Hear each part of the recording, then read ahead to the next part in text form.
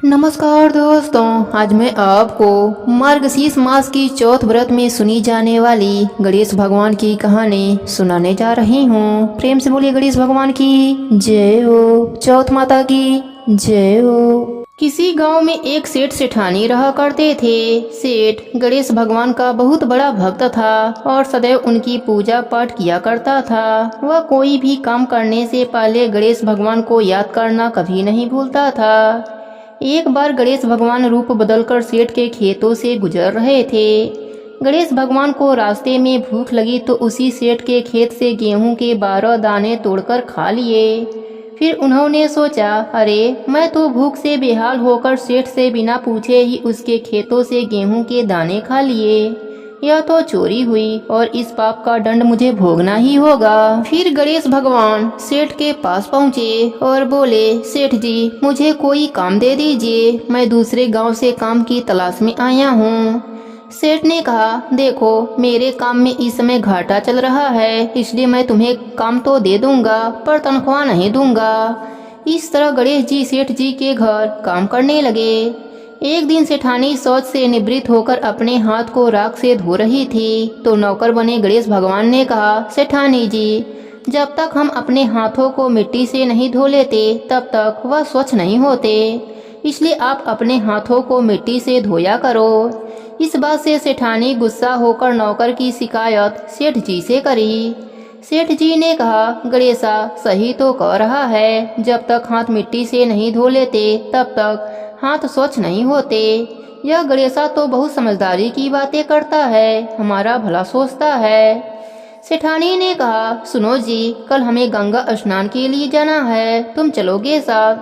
सेठ जी ने कहा, मुझे दुकान पर काम है, तुम गणेशा के साथ चली जाना। अगले दिन सेठानी गणेशा के साथ गंगा घाट पर पहुंच जाती है।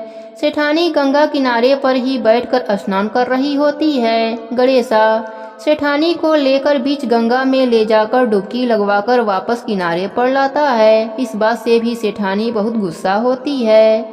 सेठानी घर आकर यह बात सेठ जी को बताती है। सेठ जी ने कहा, गणेशा तुमने ऐसा क्यों किया?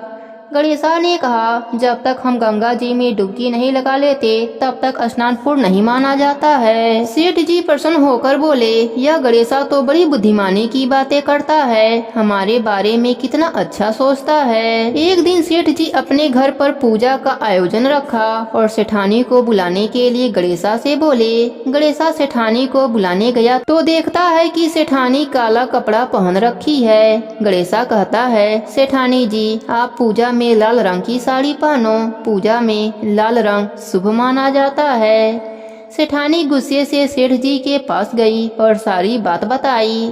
तब सेठ जी ने कहा, गणेशा ठीक ही कह रहा है, पूजा पाठ में लाल रंग बहुत शुभ माना जाता है। फिर सेठानी लाल रंग की साड़ी पहनकर पूजा करवाती है। एक दिन सेठ घर में गणेश पूजन का कार्यक्रम रखा। गणेश जी की मूर्ति के स्थान पर गणेशा जाकर बैठ जाता है।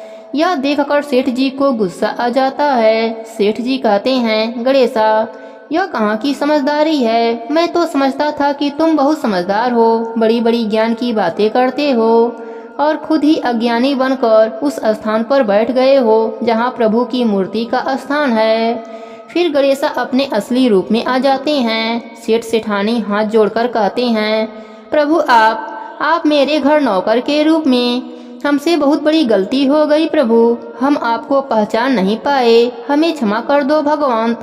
गणेश भगवान ने कहा, तुम दोनों व्यर्थ में ही परेशान हो रहे हो, मैं तो स्वयं तुम्हारे घर में नौकर बनकर आया था। मैंने तुम्हारे खेत से गेहूं के 12 दाने चुरा कर खा लिए थे, इसलिए मैं उसका ऋण चुकाने तुम्हारे घर नौकर बनकर आया था। मेरा आशीर्वाद सदैव तुम पर बना रहेगा, तुम्हारे घर में अन्य धन की वैभव की कभी कोई भी कमी नहीं होगी। इतना कहकर गणेश भगवान अंतर ध्यान हो जाते हैं। हे गणेश जी महाराज, जैसी कृपा आपने सेठ सेठानी पर करी वैसी ही कृपा अपने सभी भक्तों पर करना, सबके व्रत को पूर्ण करना, कहानी अधूरी हो तो पूरी करना, पूरी हो तो मान रखना। प्रेम से बोलिए गणेश भगवान की जय हो, भोलेनाथ की जय हो, विष्णु भगवान की जय हो।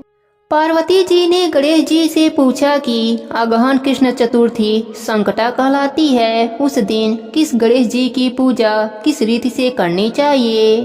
गणेश जी ने उत्तर दिया कि हे हिमालय नंदनी, अगहन में पूर्वोक्त रीति से गजानन नामक गणेश की पूजा करनी चाहिए। पूजन के बाद अर्घ देना चाहिए। दिन भर व्रत रहकर पूजन के बाद ब्राह्मण को भोजन कराकर जौ, तिल, चावल, चीनी और घृत का साकला बनाकर हवन करावें तो वह अपने शत्रु को वशीभूत कर सकता है। इस संबंध में हम तुम्हें एक प्राचीन इतिहास सुनाते हैं।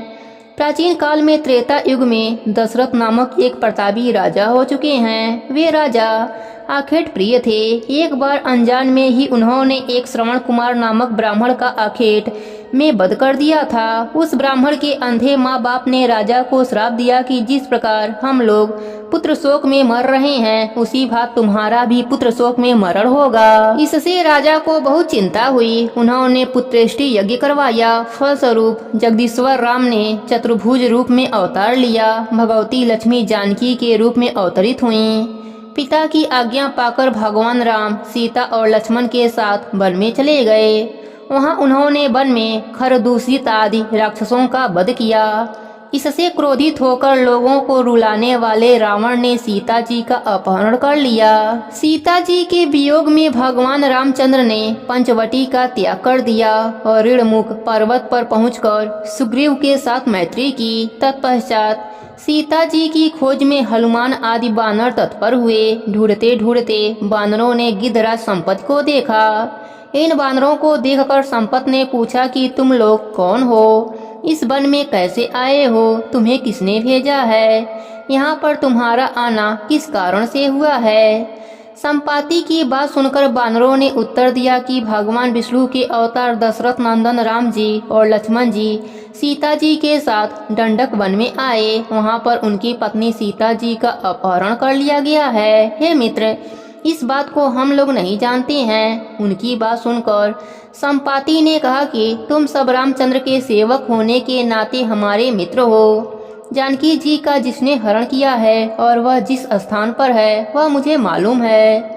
सीता जी के लिए मेरा छोटा भाई जटायु अपने प्राण गंवा चुका है। श्री रामचंद्र जी के चरण कमल का स्मरण कर हमारे भाई ने अपना शरीर त्यागा है। यहाँ से थोड़ी ही दूर पर समुद्र है और समुद्र के उस पार राक्षस नगरी है। वहाँ अशोक के पेड़ के नीचे सीता जी बैठी हुई हैं। आप लोग देखिए, रावण द्वारा अपहरण सीता जी अभी भी मुझे दिखाई पड़ रही हैं। मैं आपसे सत्य कह रहा हूँ कि सभी बानरों में हनुमान जी अत्यंत पराक्रमशाली हैं, अतः उन्हें वहाँ जाना चाहिए। केवल हनुमान जी ही अपने पराक्रम से समुद्र लांघ सकते हैं, अन्य कोई भी इस कार्य में समर्थ नहीं है। संपाति की बात सुनकर हनुमान जी ने पूछा कि हे संपाति, इतने बड़े समुद्र को मैं किस प्रकार से पार कर सकता हूँ? हमारे जब बानर उस पार जाने में असमर्थ हैं, तो मैं ही अकेला कैसे पार जा सकता हूँ? हनुमान जी की बात सुनकर संपाति ने उत्तर दिया कि हे मित्र, आप संकट नाशक गणेश चतुर्थी का व्रत कीजिए। उस व्रत के प्रभाव से आप समुद्र को क्षण मात्र में पार कर सकेंगे। संपाति के आदेश से संकट चतुर्थी के उत्तम व्रत को हनुमान जी ने किया। हे देवी, इसके प्रभाव से वे क्षण भर में समुद्र को लांघ गए। इस लोक में इसके समान सुखदायक दूसरा कोई व्रत नहीं है। श्री कृष्ण जी कहते हैं कि हे महाराज युधिष्ठिर, आप भी इस व्रत को कीजिए। इस व्रत के प्रभाव से आप क्षण भर में अपने शत्रुओं को जीतकर संपूर्ण राज्य के अधिकारी बनेंगे। भगवान कृष्ण के वचन सुनकर युधिष्ठिर ने गणेश चतुर्थी का व्रत किया। इस व्रत के प्रभाव से वे अपने शत्रुओं को जीतकर राज्य के अधिकारी बन गए। हे गणेश जी महाराज, जैसी कृपा आपने हनुमान जी पर करी, वैसी ही कृपा अपने सभी भक्तों पर करना। सबके व्रत को पूर्ण करना। कहानी अधूरी हो तो पूरी करना, पूरी हो तो मान रखना। प्रेम से बोलिए गणेश भगवान की जय हो, मार्गशीर्ष मास की जय हो।